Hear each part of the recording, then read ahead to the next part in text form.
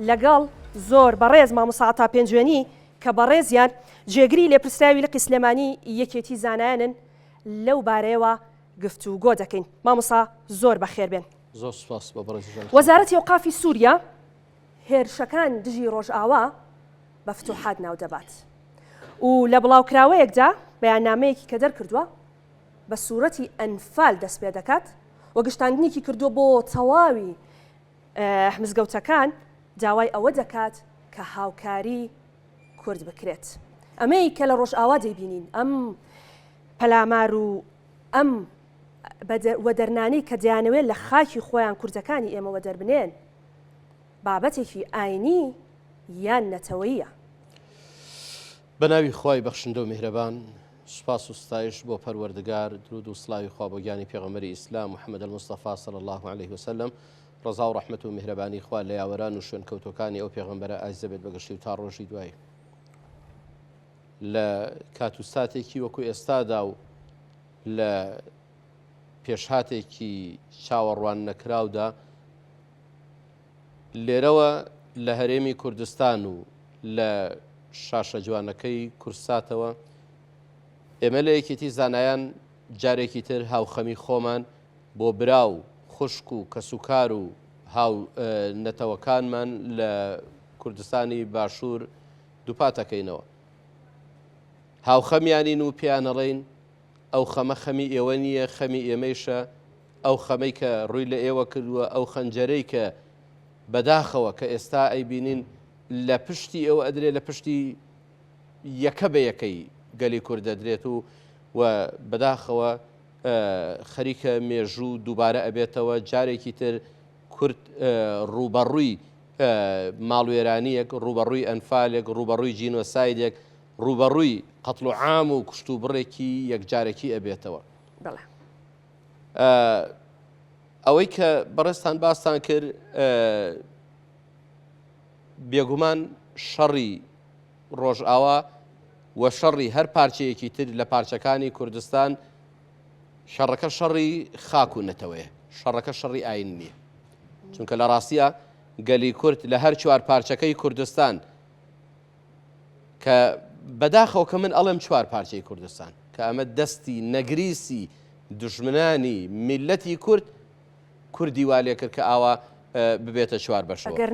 ئەگینا کورد هەریەکە، کورد هەریەکە و نابێ بە چوار، یەک و یەک ناکاتە دوو، هەر ئەکاتە یەک و کە کوردیش هەر یەک پارچەیە و یەک دڵە و یەک جەستە و یەک ڕۆح و یەک گیانە و یەک کیانە. بەداخەوە خەریکە ئەو مێژووە دووبارە ئەبێتەوە کە چی بەسەر ئێمە هێنا، چۆن ڕۆڵەکانی ئێمە و کەسوکارەکانی ئێمەی ئەنفال کرد، چۆن کیمیابارانی هەڵەبجەمان بەسەر هات، چۆن ماڵوێرانیمان بەسەر هات و گوند و لادەکانمان ڕوبەڕووی خاپورکردن بوونەوە کە لە پێناو چییە؟ لە پێناو ئاینانە، لە پێناو مافی خۆمانە، لە پێناو خاک و نەتەوەمانە ئێمە ئەومان بەسەرات. بۆیە شەڕی کورد لە هەر چوار پارچەکەی کوردستان لە هەر جێگایەکی نوێ شەڕی خاک و شەڕی نەتەوەیە، نەک شەڕی ئاین. ئەگینا کورد بەگشتی بە شێوازێکی گشتی قسە بکەم کە یعنی مسلمانە، سنی مەذهبە، شافعی مەذهبە و دژی ئاین نییە. ئەپرسین ئایا هەر وڵاتێکی عەرەبی هەمووی لە 100% مسلمانە؟ هەمووی لە بێگومان نەخیر. بەڵام خۆشی ناوە دەوڵەتێکی ئیسلامی و ئەنواع ئەدیانی تریش ممارەسەکات. بۆیە گەلی کورد بە شێوازێکی زۆرینەیەکی ڕەهای مسلمانە، سنی مەذهبە، شافعی مەذهبە و داوای کیانی خۆیەکە. بەداخەوە ڕۆژگارێک بوو کورد شەڕی دژمنترین طبقە و چین و توێژی کرد کە هیچ وڵاتێکی عەرەبی خۆی لێ نەدا، هیچ وڵاتێکی ئیسلامی خۆی لێ نەدا، کە ئەویش گروپە تیرۆریستیەکانی داعش و جەبهەت النوسڕە و هاوێنەکانی ئەوان. ئەنجام من ئەلێرەجا تۆ ڕاگرم لەگەڵت بەردەوام دەبم دواتر لەسەر ئەوە باشتر گفتوگۆکەین. ئەچینە لای پەیامنێرانمان ئەوان بەردەوام هاوکارمانن کە هەوڵ بدەین نوێترین زانیاری بۆ بینەرەکانمان بگوازینەوە. بڕوا بەهادین لە پێشخاپورەوە لەگەڵمانە. بڕوە سلااوت لەبێ پێم بڵێ دوایین زانیاریەکان لەلای تۆ چی هەیە؟ بەڵێ لاەنە سڵاو لێ بێت هەڵبەت ئەمڕۆ بەشێکی زۆر لە گەنجان و هاوڵاتیانی سلێمانی لە سلێمانی و دیاریکراوی لە هۆڵی تەوارەوە کۆبوونەوە و پێکەوە بەڕێکەوتن بەرەو ڕۆژاوای کوردستان بۆ ئەوەی کە هاوکاری شەڕڤانەکان بکەن و هاوشانی یەک لە یەک سنووردا بجەنگن بۆی کە مافەکانی گەلی کورد لە ڕۆژاوای کوردستان و پارێزن و بتوانن ببنە هاوکارێک بۆ ئەوەی کە کورد لەم دۆخە نالەبارێکی ئێستا لە ڕۆژاوای کوردستان تایەتی لەم جەنگەدا بتوانن ببنە هاوکارێکیان. هەڵبەت ئەو گەنجانەکە لە سلێمانیەوە بەڕێکەوتن چوونە کەرکووک و لە دوای ئەوەش هاتنە هەولێر و لە هەولێریشەوە بەرەو دوهۆک و دواتریش هاتنە زاخۆ و ئێستاش چوونە بازگەی پێشخاپور کەیتر لە دوای ئەوە داغڵی وڵاتی سووریا و بەتایبەت ڕۆژاوای کوردستان دەبیت. ئێمە تا دوایین بازگە لەگەڵیان بووین بەڵام لەبەر بارودۆخی ئەمنی هەڵبەت ڕێگەیان نەدا کە لە نزیک بازگەکە ڕاستەخۆ ئەنجام دێن و ڕاستەخۆ لێدوانی ئەو گەنجە فیدایی و خۆبەخشانە وەربگرین کە ڕۆشتون بۆ ئەوە. بەڵام ئەوەی کێ مەقسەمان لەگەڵاکردن ئەوان هەمویان بۆ یەک ناو دەجەنگان کە ئەویش ناوی کوردستانە کە ناوی هەرێم باڵین هەر چوار پارچەی کوردستانە. ئەوان وکو خۆیان باسی لێەوە دەکەن پێویستە لە هەر چوار پارچەی کوردستانەوە هەمووان بە یەک ڕۆح و بەیەک جان بەشدار بن لە هاوکاریکردنی شەڕڤانانی ڕۆژاوای کوردستان. و جگە لەوەش لاانە ینی 6 پاس کەمێک لەمە بەر چوونە نێو خاکی ڕۆژاوای کوردستانەوە. جگە لەوەش هەر لە سلێمانیەوە توانم بڵم دایان و سەدان گەنجی دیکە بەڕێگاون بۆ دەواازەی یاخود بازگەی پێشخاپور و لێرەوە داخڵی ڕۆژاوای کوردستان بن و ببنە هۆکارێک بۆ هاوکاریکردنی شەڕڤانان. جیاواز لەوەش لە کەرکووک و هەولێر و هەم لە دوهۆک و زاخۆشەوە بێگومان هاوڵاتیان کۆبوونەتەوە و هەمووان پێکەوە دەیانەوێت کە بچنە ڕۆژاوای کوردستان و لەوێ بۆ مافەکانی گەلی کورد بجەنگرن. هەڵبەت لاانە ینی شەوی ڕابردوو مەزلوم عەبدی فەرماندەی هێزەکانی سووریای دیموکراتە سەدەڕاگەیەندراوێکی بڵاو کردەوە. تیایدا باسی لەوە کرد کە لەم بارودۆخەیە پێویستیان بە هاوکاری پارچەکانی دیکەی کوردستانە. هەر لە دوای ئەو ڕاگەیەندراوەش لە پارچەکانی دیکەی کوردستانەوە هەمووان وەکو هەستێکی نیشتیمانیانە خۆیان کۆ کردەوە و بەرە ڕۆژاوای کوردستان بەڕێکەوتون بۆیی کە لەوێ دژی ئەو چەکدارانە بجەنگن کە دەستدرێژی دەکەنە سەرمافەکانی گەلی کورد و لە خاکی خۆیان دەیانەوێ بۆ دەریان بنێن. بڕوا ئەوەندەی کە تۆ لەگەڵیان بووی بینیتن تا ئەوەندەی کە ئەو سنووریان تێپەڕان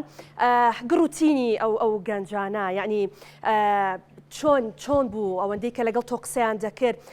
تا چەند بە ئومێدەوە بە گەشتبینیەوە دەیانویست بچن هاوکاری هاونیشتیمانیانی خۆیان بکەن لە ڕۆژئاوا و لەگەڵیاندا بجەنگن؟ لاانە من لە سلێمانیەوە لەنەو ئەو پاسەیە بووم کە ئەو گەنجانی تیا بوو. بەڕاستی دەتوانم بڵێم ئەو وورەبەرزەی کە هەیان بوو ئەو ڕۆحەتی کە هەیان بوو باز ناکرێ و لە وێنەی نەبوو. هەمووان تاوەکو و گەشتونەتە بازگەی پێشخاپور و داخڵی ڕۆژاوای کوردستان بوون. هەمووان دروشمی جیاوازیان دەوتەوە دەیانوت ڕۆژئاوا ڕۆژهەڵاتە کوردستان یەک وڵاتە بژی بەرخۆدانی گەلی کوردستان یەکە و هەرگیز ناوێ بە چوار. یعنی دەتوانم بڵم ئەو ڕۆحەتی کە لەوانە بینیومە هەرگیز پێشتر نەبینیوە و هەمووان ورەیەکی زۆر بەرزیان هەبوو. هەمووان ورەی یەکدیان بەرز دەکردەوە و هانی گەنجەکانی دیکەشان دەدا بووی کە ئەوانیش بێنە پاڵیان و بچنە ڕۆژاوای کوردستان و لەوێ بەرخۆدان بکەن و مافەکانی گەلی کورد بپارێزن. دەست خۆش بڕوە دواتر لە ڕووماڵەکەمان جارێکی تر دەگەڕێمە وڵات و هەرزانیارێکی تر هەبوو. سوپاس دەکەین کە بە بینەرەکانمانی بگەێنی. ئەچمە قامیشلۆ پەیامنێریشمان لەوێ ئامادەیی هەیە بزانین هەواڵەکان لەوێ چی هەیە. دارا سڵاوت لێبێ پێم بڵێ دوایین هەواڵ و زانیاریەکان لە لای تۆ چییە؟ بەێ ئێوار باش ئەزێ شوێ دەست پێ بکەم ئەو سەفەربەریە یا گۆدۆ هاتە ڕاگهادن پشتی تێکچوونە وان دانوستەندێن نابەرە حکوومەتە دیمەشقی و هێزن سووریای دیموکراتیک یعنی خەلکن ڕۆژئاوای کوردستانی شەوێوان بوونە ڕۆ ڕنازێن گشت لەسەر پیانە و لە قادان و لە کۆلانانێ لەڤر لە ڕۆژئاوای کوردستانی دەماگۆ باژارێن ڕۆژئاوای کوردستانی هەموو حازرتیە خۆ دکن ji بۆ گۆ بەرەوانیت بەر خاکا خۆ بکەن بەرەوانیت بەر تاخێن خۆ بکەن ئەو ماڵ و ملکێن خۆ چمکی ئەف کەسێن یەنگۆ ئێریش دکن سەر هەرێمێن ڕۆژئاوای کوردستانی کەسنی تندرەون کەسنی بناوێ ئۆل بان دکن لە بەس دووری وێ یەکێنە بان دکن سەرێ مرۆڤانژێ دکن بناوێ الله ئەکبەر یعنی کەن و کورد نەمسلمانن کورد بەرەڤاژی وەیەکێ گەل لە خزمەت بۆ ئۆلا ئیسلمانیک ئۆلا مسلمانتیە کردنە ئەف کەسانە هاتنە کۆمکوژیە دەرحەقی کوردا پێک بینێ کوردا قڕ بکن کوردا سەر وارێ وان و جیه و وارێ وان وڵاتی وان ڕاژێنە و وان تنە بکن لەڤر ڕۆژئاوای کوردستانی ئیرۆ لە باژارێ قامشتۆ دەما هژمارێک ژێ کوردێن باکوورێ کوردستانی گۆ تایبەت ji bajarê nisêbînê got derbasî bajarê Qamişlo bibin xelkên bajêr çûn pêşwaziya wan bikin li wir teqîn hate kirin ji aliyê polîsên sînorê Tirkiyeyê û encam di weke agahiyên destmedê 5-4 kes birîndar bû yek bîna wê sext e zehmet e evana jî hatin vekosin ji bo nava nexweşxaneyên di nava bajêr de yanî li vir pêwîst e her kes bi erkê xwe netewî rabe çimkî Kurdên Rojava wekem destpêkê amaje pê kir rastî qirkirinê tê weke agahiyên destmede grupek ji xortên Kerkûk û wekî din derbasî milê Rojavayê Kurdistanê bûn weke bengawaziya got hatiye diyarkir ji bo got tevlî refên biranên xwe bibin ji bo got berevaniyet ber xaka pîroz dibikin xaka Rojavayê Kurdistanê ya got beşeke ji Kurdistana mezin li vir derbarê rewşa meydanî li Rojava wekû dîmena li pişmîn ciwanin her kesê raştiye tiving û çekan û hazirtiya xwe didin nîşan ji bo got berevaniyet ber xaka xwe dikin wek amaje pê kir li Kubanê jî îro hin hewildan hebûn ji aliyê wan grupên çekdar taybet li milê Çelebiyê Siriya Enforê got derbasî hin herêmên Kubanê rastî bersivdayîneke tund hat ji aliyê hêzên Sûriyayê Demokratîk û ev kesana bişîn di vegeriyan ji aliyê van hêzên Sûriyayê Demokratîk got berevanî dikirin li vê deverê li her wa li milê Tilhemîs û Tilibrakê jî grupên çekdar û holê jî derbasî wan herêman jî bû piştî vekşandina hêzên Sûriyayê Demokratîk ji wan devran bi taybet ji kampa holê weke metirsîn kamp di jîhanê tê naskin çimkî nêzî 8,000 malbatên çekdarên Daişê biyanî tê de ne koalîsyona navdewletî mixabin ta êstab erkê xwe ranabe û daxwaz û doza Kurda piştguh dixe yanî Kurdan di dema êrîşa van grupên çekdar ser girtîgeha Şeddadê yanî tenê kîlonîvekî dûrî bargeha leşgeriya Emerîkî ne qet bi gaziya wan nehat û wisa jî li girtîgeha Aqtana li bajarê Reqayê yanî planeke ser Kurda tê meşandin mixabin piştî berevanî Kurda got di ber tevaya cîhanê dikir got şerê Daişê ser dirêjayiya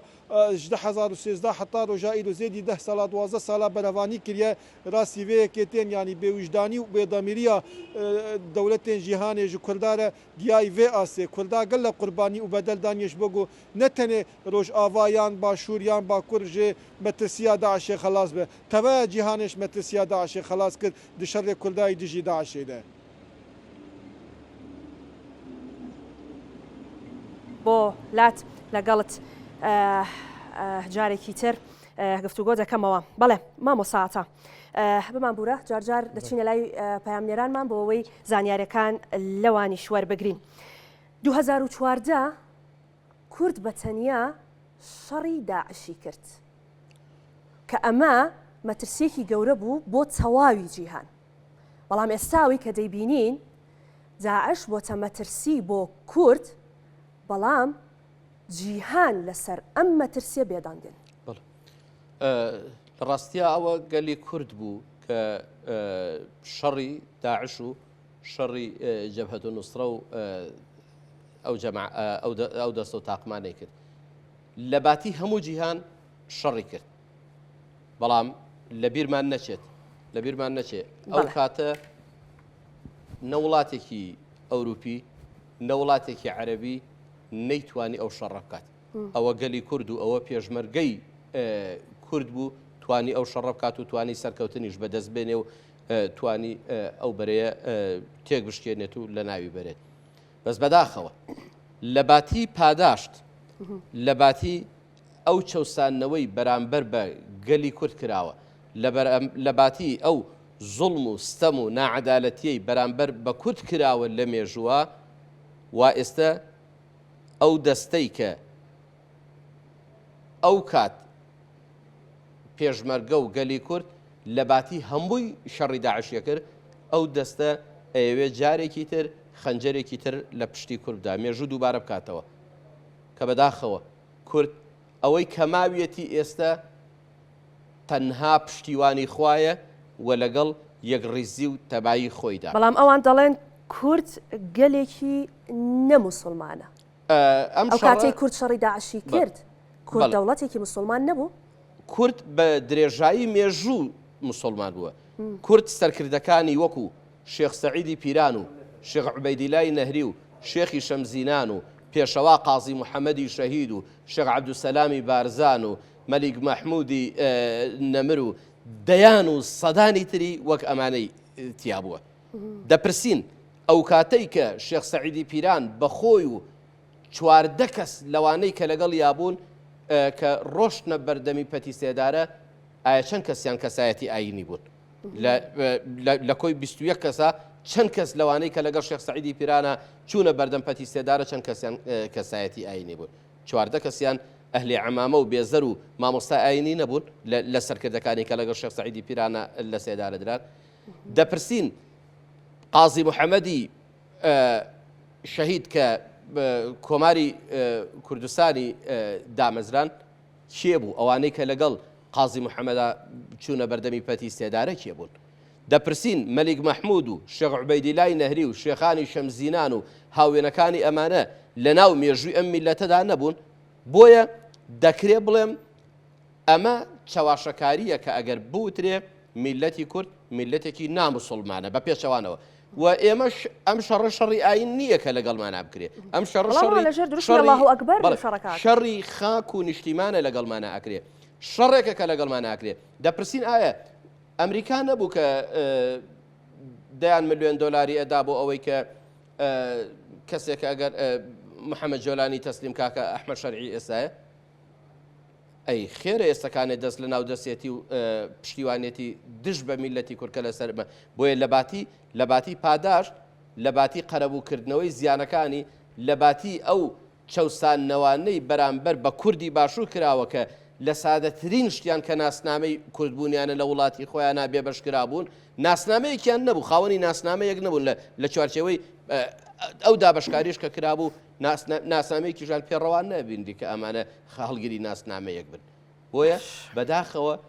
لە باتی ئەوە ئێستا خەنجەرمان لێدرێ ئێستا پشتیوانی لە ئەو زوڵم و ستەم و نەعەدالەتیە کرێ و پشت لە گەلێکی مەزڵوم و ستەم لێکراوەکرێ پشت لە خەڵقێکەکرێ. بەڵام ئێمە لێرەوە گەر خۆمان یەکپارچە بین خوای گەورەش پشتیوانمانە و خوای گەورە لەگەڵ زوڵم و ستەم و نەعەدالەتیان نییە ئەوەمان لەبیر بێ و ئیسلام کە خوای گەورە ناردوویەتی زۆرینەی زۆری ئیسلام بۆ ڕوبەڕووبوونەوەی زوڵم و ستەم و نەعەدالەتیە نەک ڕوبەڕووبوونەوەی کوفر و بێباوەڕی چونکە لە ڕاستیە خوای گەورە لەسەر مەسەلەی کوفر و بێباوەڕی اختیارێکی داوە فەرموویەتی فەمەن شاء فەلیؤمن ومن شاء فەلیەکفر ئەوەی کە ئارەزوومەندە مسلمان بێ و ئیماندار بێ ئەوەی ئارەزوومەند نییە مسلمان نییە با ئیسلام قبول نەکا و مسلمان نەبێ ئەمە اختیارە. بەڵام دواتر سزای ئەو کەسە چیە لە قیامەتە ئەوە خوا خۆی ئێزانێ خوا خۆی دیاری بەڵام پرسیارەکە لێرە ئەوێ لە بەینی زوڵم و نەعەدالەتیان لەگەڵ عەدالەت و دادگەریە خوا اختیاری ناوەتە دەست من وەڵا زوڵم و ستەمەکە هەڵەبژێرم یا عەدالەتەکە هەڵەبژێرم بە پێچەوانەوە ئیسلام بەرنامەی ئاسمانی خوایی دژی زوڵم و ستەم و نەعەدالەتیە ئەگەر ئیماندارترین کەس زوڵم و ستەمکە ئیسلام لەگەڵیانی باش ئەگەڕێمە وڵات دواتر ئەچینە لەندەن بۆ لای هاوکارم توانە بزانین لەوێ چی هەیە زانیاریەکان لای تواناچین توانە سڵاو لێبێ پێم بڵێ کوردانی بەریتانیا چۆن هاوخەمی و هاو هەڵوێستی خۆیان بۆ هاونیشتیمانیانمان لە ڕۆژئاوا دەردەبڕن و ئەوان بە گردبوونەوە و بە پەیام و بە دروشمەکانیان دەیانەوێت چۆن هاوکاری خوشک و برایانیان بن لە ڕۆژئاوا. بەڵێ لانا من ئێستا بە دیاریکراوی لە بەردەم ماڵی سەرۆک وەزیرانی بەریتانیام دیارە کەمێک لەمەوبەر هەموو خۆپشاندرانێک کە لێرە بوون دیارە تاوەکو ئێستا لێرە ماون لە بەردەم پەرلەمانی بەریتانیا بوون کە چەند هەنگاوێک ماڵی سەرۆک وەزیران و پەرلەمانی بەریتانیا لە یەکتر دوورە تەواوی ئەم ڕێگایان پەخستووە بۆ ئەوەی کە هەرچی زووە حکوومەتی بەریتانیا پەرلەمانی بەریتانیا لە ئازە و زوڵمەی بەرامبەر بە گەلی کورد لە ڕۆژاوی کوردستان دەکرێت بەدەنگ بێن من دەمەوێ ڕای چەند کەسێک وەربگرم نامەوێت زۆر لەسەر ماقسا بکەم دەچمە لای چەند کەسێک ئەوانەی کە لێرن سڵاوتان لێبێ پەیامەوە چییە بۆ ئەم داگیرکاری کە لە هەوڵ دەدرێت بەرامبەر بە ڕۆژاوای کوردستانەوە بۆچی هاتوون بۆ بەردەم ماڵی سەرۆک وەزیران و پەرلەمانی سەرەتا بە خێراتنی کەناڵی کوسا دەکەم کەناڵی کوسات پێشەنگە لە هەموو کۆبوونەوەیەک و لە هەموو ڕێپێوانێکە بەڕاستی دەستێکی باڵیان هەیە دەستخۆشیتان لە یەکەم ئێمە هاتوینوەکو کورد بەشدارین لەم خۆپیشاندانەیە کە زوڵمێک کراوە بەرامبەر خوشک و براکانمان لە ڕۆژاوە ئێمە هاتوین بۆ پاڵپشتی ئەوان بۆ بەردەمی ماڵی سەرۆک وەزیران لێرە هەمومان بەشدارین هەر چوار پارچەی کورد یەکگرتوون هیچ کەسێک ناتوانێت لە یەکمان کاتەوە دڵنیا بن ئێمە هەموو پاڵپشتیەکین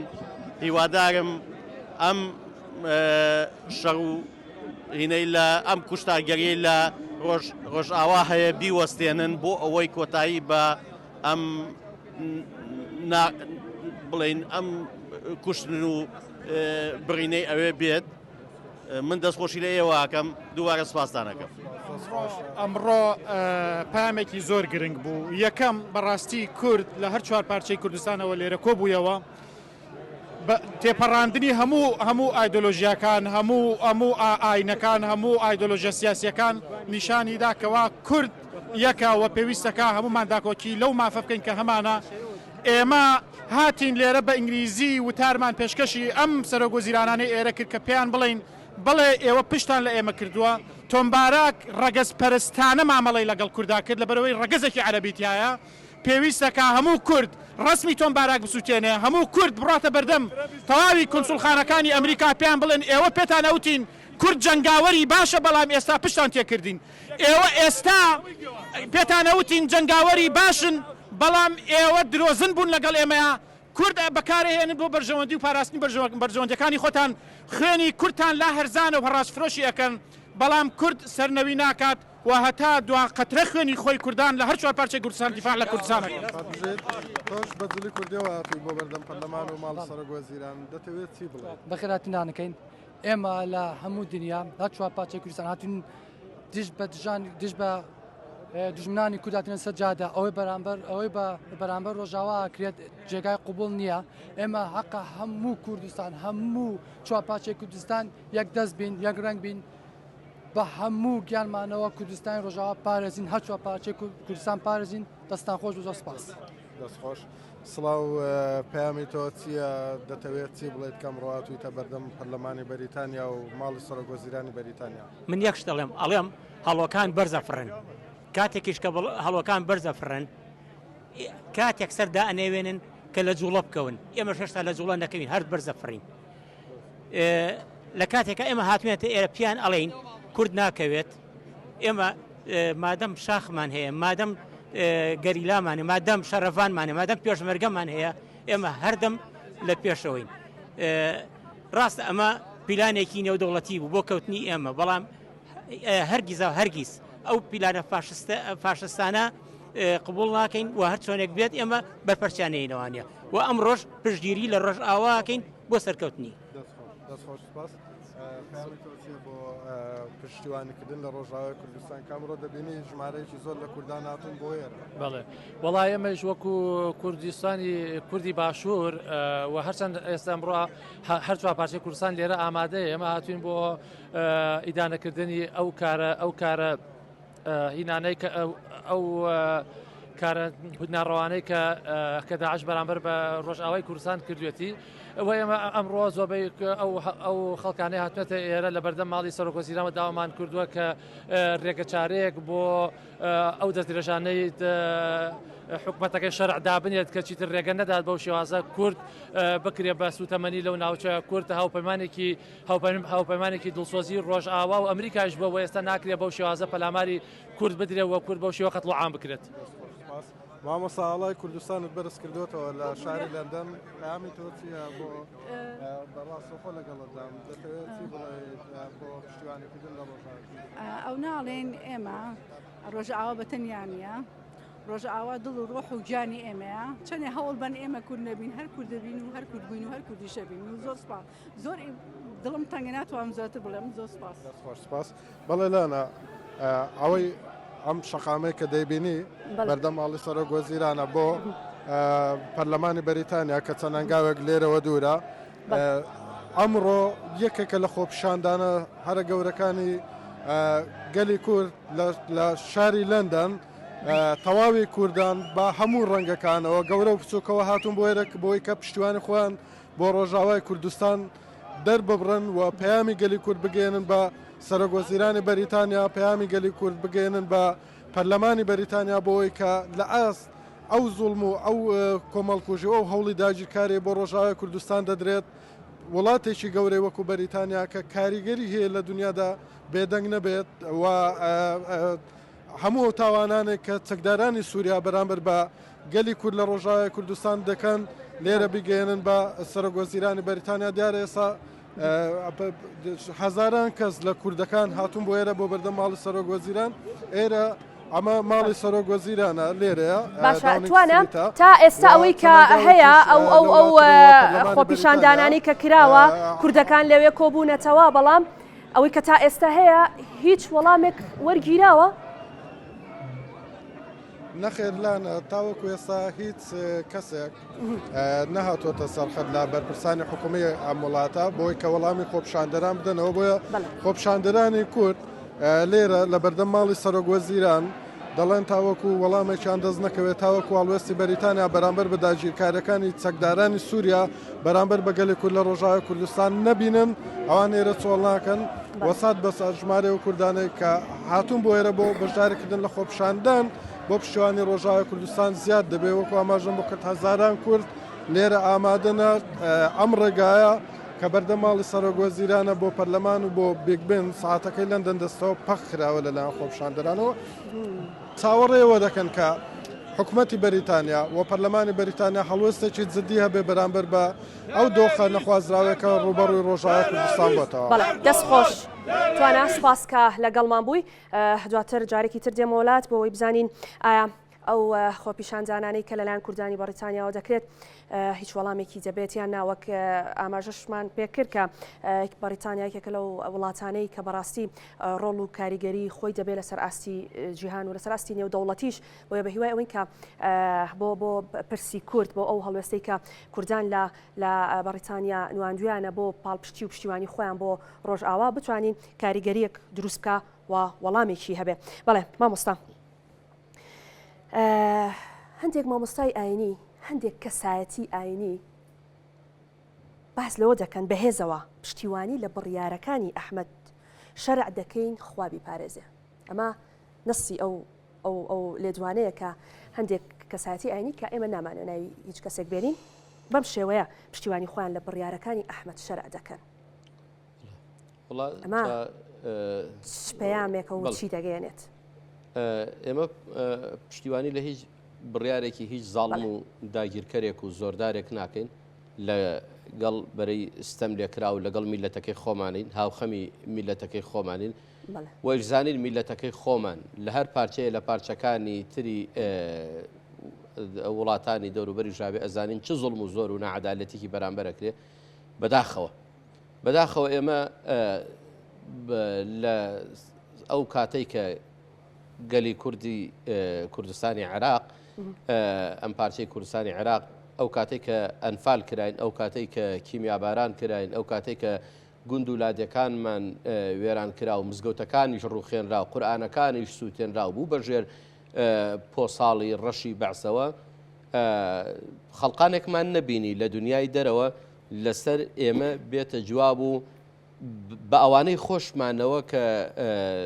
لە دنیای دەرەوە بوون و کە قسەیان ئەڕۆیشت و کە خەڵقانێک لە دنیای دەرەوە و لە وڵاتانی دەرەوە گوێی لێ ئەگرتن و بەداخەوە ئێمە ئەوەمان نەبینی و هیوادارم ئەم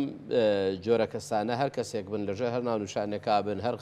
باگراوندێکیان هەیە هەر پلە و پۆستێکیان هەیە لەوە تێبگەن کە کاتێ پێغەمبەری ئیسلام صلی الله عليه وسلم لە حلف الفضوڵە کاتێک کە بەشداری ئەکا پێشی پەیامی پێغەمبەرایەتی بۆچی بۆ دیفاعکردن لە مەزلوم و ستەم لێکراو لە دوای چەندین ساڵ دوای ئەوەی کە ڕیسالە و پەیامی پێغەمبەرایەتی بۆ دێت و دەسەڵاتیشی لە دەستایەوە ئەفەرمێ واللهی ئێستاش ئەگەر جارێکی تر ئەوە بکرێتەوە بە شانازیەوە ڕۆم بەشداری تێدا ئەکەم پێغەمبەری ئیسلام صلی الله عليه وسلم ئەفەرمێ کەواتە ئێمە لەوە تێبگەین هەر کەسێک زوڵم و ستەمی کرد ئەگەر کورد بێت لەگەڵ یانین ئەگەر عەرەب بێ لەگەڵ یانین ئەگەر هەر زبانێک بێ لەگەڵ یانین و ئەگەر هەر هەڵگری بە هەر پلە و پۆست و منسەبێکی دینی و پێگەیەکی دینی هەبێ دیسان لەگەڵ یانین چونکە ئیسلام لەگەڵ زوڵم و زۆران نییە لەگەڵ ستەم لێکراوایە لە بەرەی ستەم لێکراوە دیفاع و بەرگری لە ستەم لێکراوەکە ئەوێ عەدالەت و دادگەری بچەسبێنێ نایەوێ زوڵم و زۆر بەرقەرار و بەرجەستە بێ بەداخەوە ئەوەی کە ئێمە بینیمان عەدالەت و دادپەروەری بەوا چەسپێنرێت کە کورد لەناوبەری بە پێچەوانەوە ئەو عەقڵیەتەی کە ئەوە بیرکردنەوەی بێ هەمان ئەو عەقڵیەتەیە کە لە سەردەمی بەشار ئەسەد و حافظ ئەسەد و لە سەردەمی سەدام و لە ئەحمەد حەسەن بەکر و هاوێنەکانی ئەوانە کە دیسان ئەو کاتەی خەڵقانێکمانە بینی کوردیان بە مرتەدە زانی کوردیان بە کافرە زانی ئەنفالی ژیان کردین و ئەو کاتێژ ئەو عەقڵیەتەوە من پێم وایە ئێستەش نییە ئێستەش ئەگەر بەشار ئەسەد بگێڕەوە سەردەسەڵات ئەو عەقڵیەتەی کە ئێستا نووسیوێتی و کە ئەو بەیاننامەی وەزارەتی ئەوقافی سووریەی داڕشتوێتەوە هەمان عەقڵیەت چیەڵێ بە ئێستەی ئەحمەد شەرع بانی بەشار ئەسەدیش بێتەوە هەر بە شەرواڵێ ئەگەر برادران ئەو بەیاننامەیەی وەزارەتی ئەوقافی سووریامان بۆ بخەنەوە سەر شاشە بخوێندومەتەوە و ئاگاشم لێتی بەڵێ بۆ بینەرەکانمان ئەمانەوێت بەیاننامەکە لەسەر شاشە بێت لەسەر بەیاننامەیە تۆزێ بوەستم بە سوورەتی ئەنفال دەست پێ دەکات جارە سوورەتی ئەمە پەیامەت چییە؟ جارێ ئاەتی قورآن هەمووی هەرێکێکە ئەمە یەکەم واگەر مەبەستیان بە سوورەتی ئەنفال پیان وابێ کە گەلی کورد ئەنفال جارێ پرسیارەکە لەسەر ئەوەیە یەسئەلونەکە عن الأنفال قل الأنفال لله والرسول ئایا ئەنفال کامەیە ئایا ئەنفال ئەوەیە کە تۆ بێی کوشتوبڕی خەڵکەی قەتڵ و عامی خەڵکەی کام ئاەتی قورآنە کە باسی ئەنفالەکە کە بریتی بێت لە کوشتوبڕ و قەتڵ و عامکردنی خەڵک ئەوە لەکوێ ئەو قورآنە هەیە کە قەتڵ و عامی خەڵک بە ئەنفال ناو ببرێ ئەوەی کە قورآن باسی ئەنفالەکە کە خصوصیاتی تایبەتی خوا و پێغەمبەری خوایە بریتیە لە کوشتوبڕ و بریتیە لە قەتڵ و عامکردن حتا بە کافر و بێ بڕواکانی ژۆ یا بریتیە لەو مڵک و ماڵی کە دەست ئەکەوێت بۆیە نەکورد ئەو کافرەیە کە ئەوان سەرۆت و سامان و مڵک و ماڵەکەی بە غەنیمەت و بە ئەنفال و بە دەستکەوتی شەڕی ئیسلام و کوفر ناوزەت بکەن و لێکی بدەنەوە و وەنە لە ئیسلامیشە ئەوە ڕێگە پێدراوە وەکو پێم وتی کورد زۆرینەی زۆری ڕەهای مسلمانە سنیە شافعی مەذهبە و زیاتر لە 800 ساڵی مێژوویەم ئیسلامە قەرزاری کورد و زانایانی کورد و خاوەن قەڵەم و مێژوو نووسەکانی باشە هێرشەکانی دژی ڕۆژئاوا فتوحاتە نەخێر وەک ئەوەی کە لەو بەیاننامەیە باس کراوە نەخێر فتوحات نییە نەخێر زوڵمە داگیرکاریە نەخێر ئەوەی کە کوردانی ڕۆژئاوا فتوحات چییە جارە فتوحات ئەوەیە کە خەڵقێک بێت دژی ئیسلام بجوڵێتەوە ئەپرسین ئەوەی کە دوێنێ داعش و دەستە و شوێن کەوتوەکانی داعش ئەنجامیانەدا ناوی فتوحات بوو نە بە پێچەوانەوە بە پێچەوانەوە ناوی نەک فتوحات نەبوو ناوی تەشویه و ناشرینکردنی ئیسلام بوو بۆیە ئەوەیش ئەو عەقڵیەتەی کە ئێستەش ئەحمەد شەرع و با بڵێن دەسە دائیرەکەی ئەنجامێدا و ئێستش ئەو بەیاننامەی وەزارەتی ئەوقافکە بە هەمان شێوە بناوێنێ فتوحات بە پێچەوانەوە ئەوە تەشویقکردن و ناشرینکردنی ئیسلامە لە بەرچاوی خەڵقانێکی ترە ئەگینا ئیسلام بەریە لەوە و ئەم شەڕێکی شەڕی مافە شەڕی خاکە شەڕی ئیسلام و کوفر نییە و نەمیلەتی کورد کافر و لە دین دەرچووە و وەرگەڕاوێ لە دین و تا ئەوان بێن ئەوەی بەرامبەرکەن وەنە دەسەڵاتەکەی ئەحمەد شەرع و ئەوانیش دەسەڵاتی عومەری کوڕی عەبدولعەزیز و عومەری کوڕی خەتاب و عەلی کوڕی ئەبی طالیب و هاوێنەکانی ئەوانە. بەردەوام داوای پشتیوانیە کرێ ئەوەشی کە بینیمان مەزلوم کۆبانێ دوێنێ داوای ئەوەی کرد کە سنوورەکان ببەزێنن وەرن هاوکار بن بەڵام ئەوەی کە بەڕاستی بۆ ئێمە گرنگە مامۆستایانی ئاینی لە تەواوی ئەو گرفت و کێشانەی کە پێشتر هەبووە ڕۆڵ و کاریگەری خۆیان هەبووە ئەو مامۆستایانی ئاینین کە ڕۆژانی هەینی لە مینبەرەکانی خۆیانەوە کە کەسانێکی زۆر دادەنیشتن و گوێتان لێ دەگرن بەڕاستی دوای بۆچوون و ڕێی ئێوە دەکەون ئەلەم کاتەیە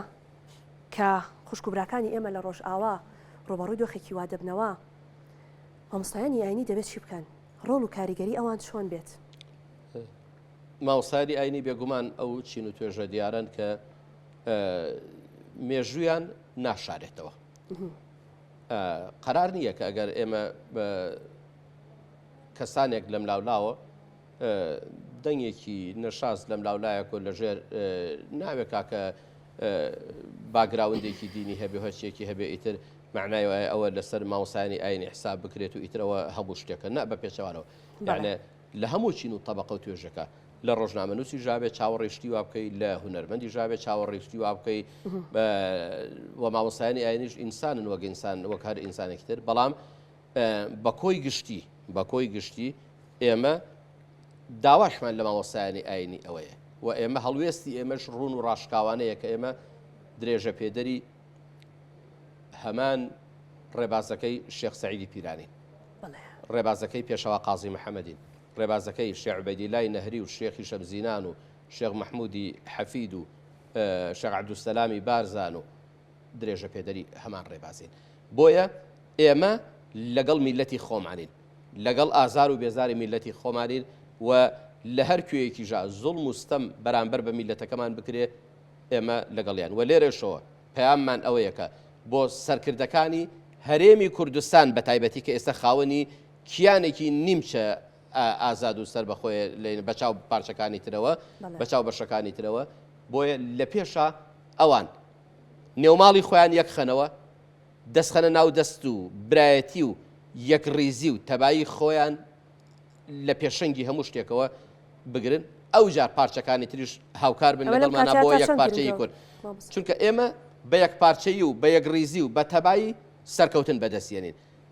بەشپرزەیی و بە ملشکاندنی یەکتری و بەبوون بە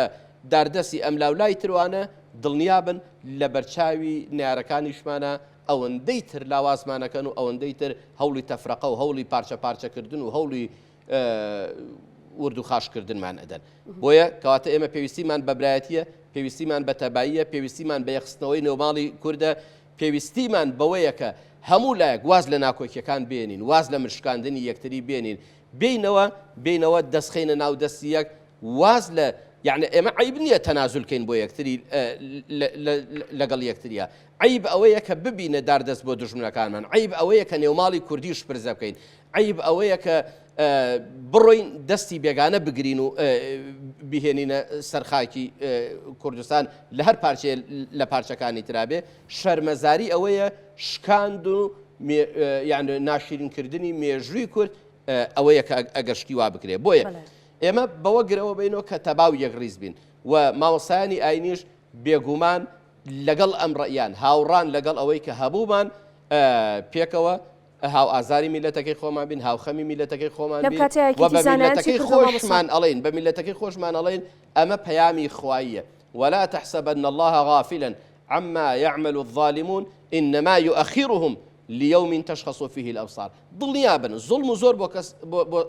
تا سەر بۆ کەس ناچێتە سەر خوا فرعونی لەناوبەر نەمرودی لەناوبەر قارونی لەناوبەر وەرە بۆ ئەم سەردەمانەی ئێستا سەدامی لە ناوبەر کوا بەشار ئەسەد و دەسە داغمەکەی کوا علی عەبدوڵڵا ساڵحوێنە کوا مبارەک و دەسە و تاقمەکەی کوا یەکە بە یەکەی ئەوانەی تر موعەمەر قەزافی کوا چی بەسەر هات کوا بەڵام گرنگ ئەوەیە کە ئێمە لەوە دڵنیابین کە ئێمە وەکو گەلی کورد خۆمان تەباو یەک ڕیز بین پشتیوانیشمان ئەڵڵایە و لەسەریشمان بەجوابە لە بەرامبەر هەر زوڵم و ستەم و نەعەدالەتیەکە کە بەرامبەرمانەکرێ و ئێمە هاو ئازار و هاوخەمی برا و خوشک و کەسوکارەکانمانین لە شارەکانی ڕۆژئاوا لە کۆبانی بێ لە حەڵەب بێ لە عەفرین بێ لە حەسەکە بێ لە هەر شارێ لە شارەکانی ترا بێ ئێمە هاو ئازاریانین هاوخەمیانین خەمی ئەوان خەمی ئێمە باشە هەڵوێستان چی بۆ بەتایبەت وەکویکێتی زانایان لەم کاتەدا هیچ هەمە هەندێکتان هەیە لەگەڵ ڕۆژئاوا لەگەڵ بێگومان مامۆستایانی ئاینی لەسەر خەت بوون و یەکێتی زانایان لەسەر خەت بووە وەزارەتی ئەوقاف لەسەر خەت بووە و ئێمە کۆدەنگ بووین لەسەرەوەی کە لە مینبەری مزگەوتەکانەوە کە پشتیوانی براو کەسوکارەکانمان بکرێ لە ڕۆژئاوا کۆدەنگ بووین لەسەرەوەی کە دەنگی کورد یەکدەنگ بێت بەرامبەر بە کۆمەلگای نێودەوڵەتی و کۆمەلگای نێودەوڵەتی ئەو خەمساردیە بخاتە ئەولاوە یعنێ وەفای بۆ ڕابردووی گەلی کورد هەبێ کە کورد چی نەکرد لە ڕوبەڕووبوونەوەی تیرۆریستان و لە ڕوبەڕووبوونەوەی داعش و جەبهەت النوسرە و لە ڕوبەڕووبوونەوەی ئەوانەدا کۆمەلگای نێودەوڵەتی بێتە سەرخەت داواشمان لێرەوە ئێمە ئەوەیە کە لە هەموو سەفارەت و قونسڵگەری وڵاتان کە لە هەرێمی کوردستانە بوونیان هەیە کە ئەم پەیامە بگێنن پەیامەکەش پەیامی گەلی کوردە بەگشتی پەیامی ئێمەی زانایانی ئاینیە بە تایبەتی کە گەلی کورد گەلێکی مسلمانە گەلێکە زوڵمی لێکرێ گەلێکە ناحەقی بەرامبەرەکرێ و پشتکردنە گەلی کورد و خەنجەردان لە پشتی کورد بێوەفاییە بەرامبەر بەو هەموو قوربانیە و بەو هەموو ئازار و معاناتوینەی کە گەلی کورددای لە پێناو چەسپاندنی ئارامی و ئاسایش و تەبایی و وەلانانی تیرۆر و زوڵم و ستەم و نەعەدالەتی کرد. جا لەسەر بێباکی کۆمەلگای نێودەوڵەتی دەوترێت ئەو خەنجەرەی کە لە کورد دراوە چەندە بە ئازار و چەندە ژەهراویە دوو هێندە بە ئازارتر ئەو بێدەنگی کۆمەلگای نێودەوڵەتیە لەسەرەوەش هەسەدەک شانەوەی تەواوەتی لە کەمپی هۆڵ ڕاگەاند هەناوەندی ڕاگەاندنی هێزەکانی سووریای دیموکرات ئاشکرای کرد بەهۆی بێباکی کۆمەلگای نێودەوڵەتی بەرامبەر پرسی داعش و شکستێنانی جیهان لە ئەستۆگرتنی بەرپرسیارەتی بە ناچاری بڕیاریان داوە بە تەواوی لە کەمپی هۆڵ بکشێنەوە. ئاماژەی بۆش کرد هێزەکانیان بەرەو ئەو شارانەی ڕۆژئاوای کوردستان دەگوازنەوە کە ڕوبەڕووی هێرشی گەورە و مەترسیدارتر بوونەتەوە. ئەو بڕیارە لە کاتێکدایە چەند ڕۆژێکە گروپە چەکدارەکانی سەر بە دیمەشق هێرشیان بۆ سەر هەردوو هەدیوی ڕووباری فورات دەست پێ کردووە و ئەوەش ڕەوشی ئەمنی ناوچەکەی تێکداوە. هاوکات کشانەوەی هەسەدە لە کەمپی هۆڵ بە گەورەترین مەترسی بۆ سەر ئاسایشی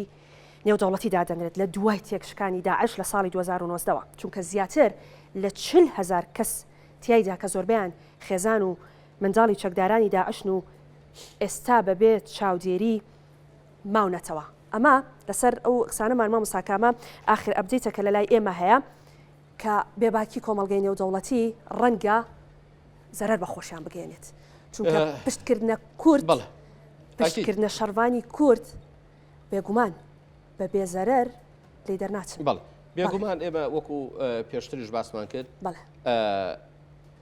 ئەگەر تەماشا بکەین بە بەراورد بە وڵاتانی عەرەبی بە بەراورد بە وڵاتانی ئەوروپی جا لە ئەمریکاوە بیگرە لە بریتانیاوە بیگرە لە کەنەداوە بیگرە لە ئەڵمانیاوە بیگرە لە نەرویجەوە بیگرە لە هەر وڵاتە لە وڵاتەکانەوە کورد بەو پێی کە داعش و جەبهەت النوسرە و ئەمانە کە لە نزیکترین بەشی هەرێمی کوردستان هەرێمی کوردستانی باکوور و کوردستانی باشوور کە یعنی بوونیان هەبوو داژیان کورد کەمترین ژمارەی تیابوونی هەبووە یعنی بە بەراورد بەوانەوە ئەکرێ بڵم ئەوانەی هەڵگری زبانی کوردی بوون و زمانی کوردیان هەبووە لە ناو ئەو گروپە تیرۆریستیانەدا لەوانەیە خەڵقانە بن بە پەنجەی دەست بشمێرێن بەڵام ئەوە کورد بوو ڕوبەڕووژیان وەستایەوە و ئەوە کورد بوو قوربانیدا و ئەوە کورد بوو کە توانی ئەو سەرکەوتنانە بەدەست بێنێت و ئەوانە لە ناوبەرێ کورد پێویستی ئەم خەمساردیە کۆمەلگای نێودەوڵەتی بەرامبەر بە کورد و بەرامبەر بەو قەتڵ و عامەی کە بەرامبەر بە کورد دەکرێت ئێستا و نەهاتنە جواب لەسەری کۆمەلگای نێودەوڵەتی و ڕێکخراوی مافی مرۆڤ و نەتەوەیە گرتووەکان و یەکە بە یەکەی ئەمانە ئەخاتە ژێر پرسیارەوە کەواتە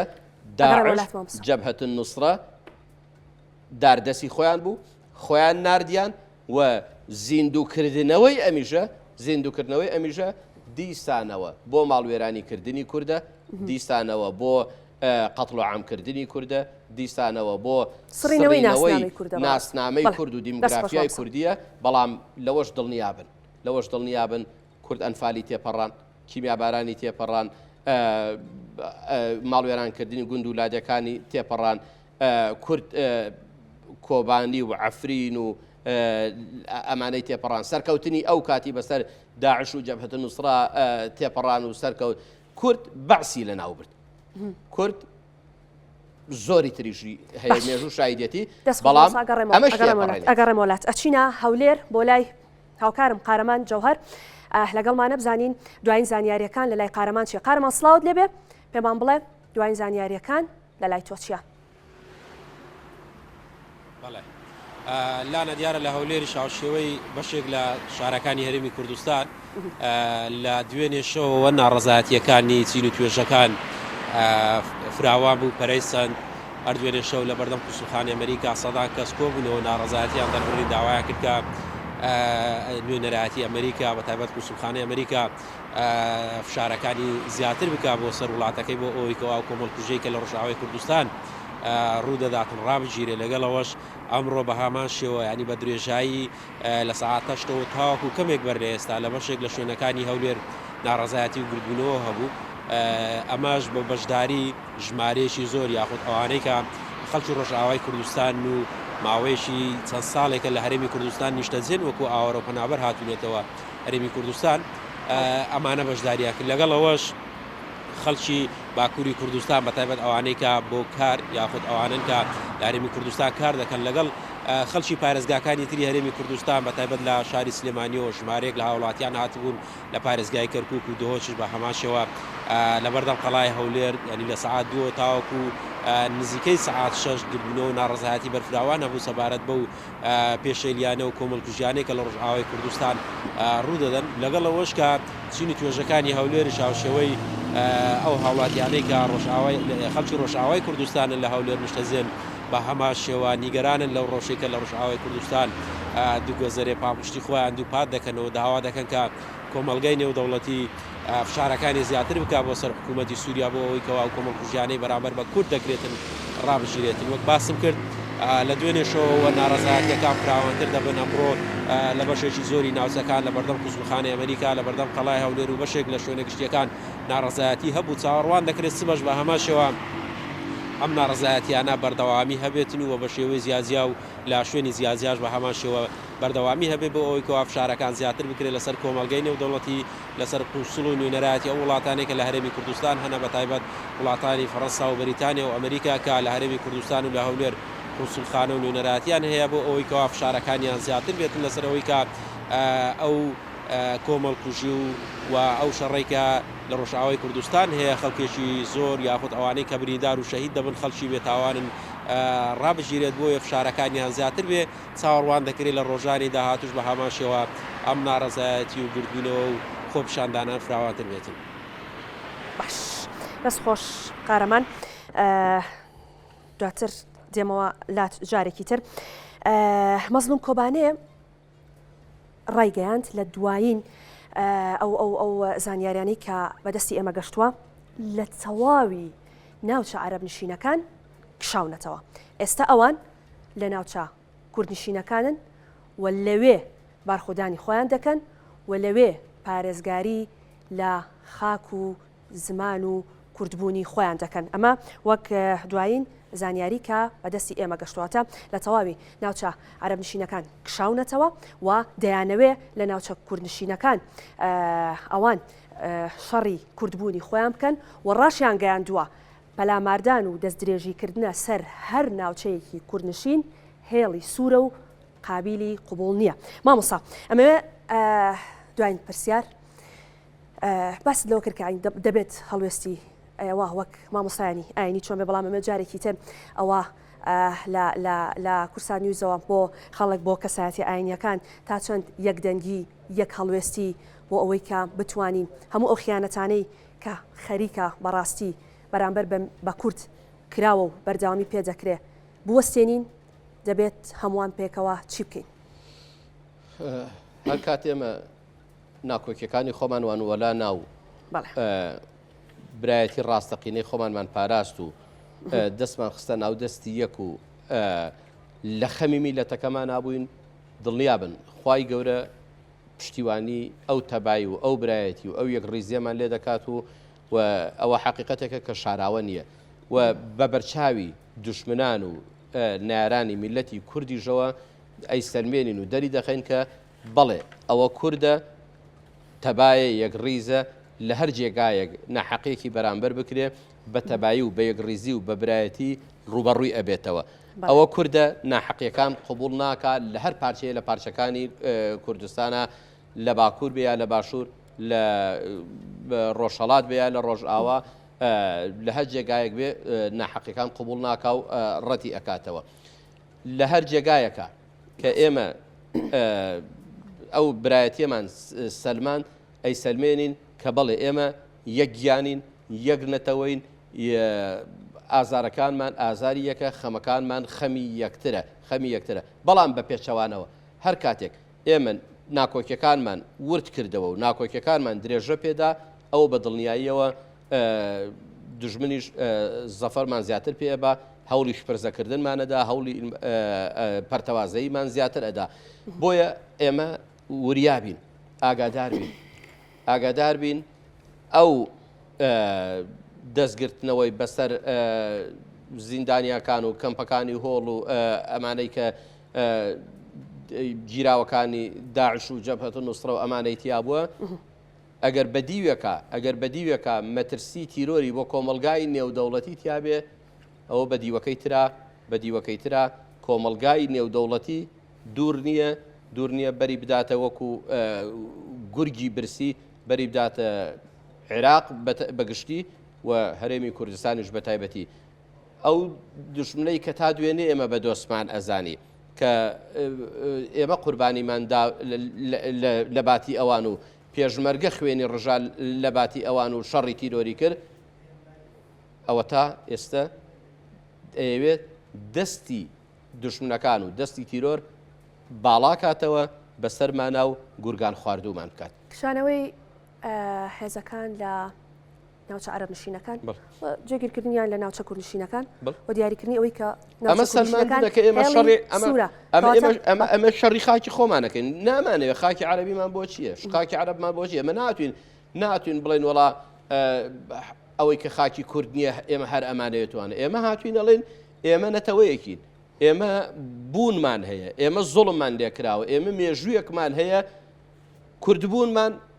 کەس پێی نەبەخشیوین خوا بە کوردی خەڵقی کردوین خاک زوڵم و ستەمان لێ کراوە لەسەر خاکمان لەسەر نیشتیمانمان